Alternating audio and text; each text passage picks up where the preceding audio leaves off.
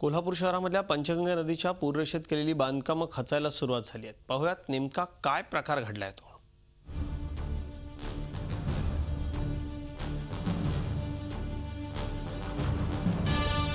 पंचगंगा नदीच्या पूररेषेत शहरात अनेक बांधकामं झाली आहेत। नैसर्गिक नाला वळवून ही बांधकामं करण्यात आली आहेत। शेकडो बांधकामं अशा पद्धतीने उभी असतानाही महानगरपालिकेनं याकडे दुर्लक्ष केलंय।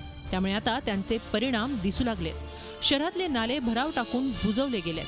ते भराव आता खचू लागलेत। जयंती नाला परिसरातल्या विश्वकर्मा प्रेस्टीज या इमारतीच्या भरावाची अशीच अवस्था झाली आहे। जयंती नाला परिसरातल्या या इमारतीचा भराव सुमारे 100 फूट परिसरात 3 फूट खोल खचलाय।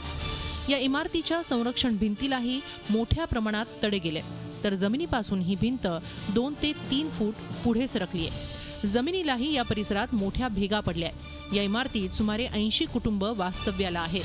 त्यांच्या जीविताचा प्रश्न आता निर्माण झालाय। जो प्रॉब्लम हुई है उसका बेसिक कारण क्या है कि ये जो नाले का डायरेक्शन चेंज हुआ है, जैसे नदी अपना डायरेक्शन बदलती है तो नाले के डायरेक्शन चेंज होने की वजह से सारा लोड एक कोने में आ गया है और उसकी वजह से जो पाइलिंग किया था उसके नीचे की मिट्टी निकलने लगी है और उसकी मिट्टी नीचे से नीचे जा रही है। या सर्व घटनेला महानगरपालिका प्रशासन जबाबदार असल्याचा आरोप कोल्हापुरातील नागरिक आणि शिवसेना करते आहे।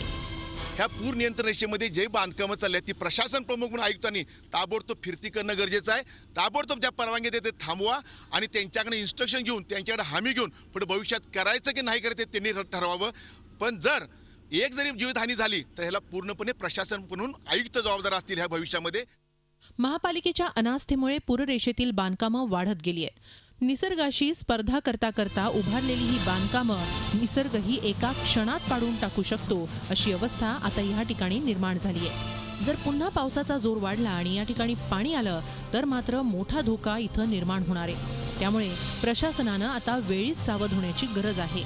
प्रताप नाईकसह bureau report, Zee media, Kolhapur.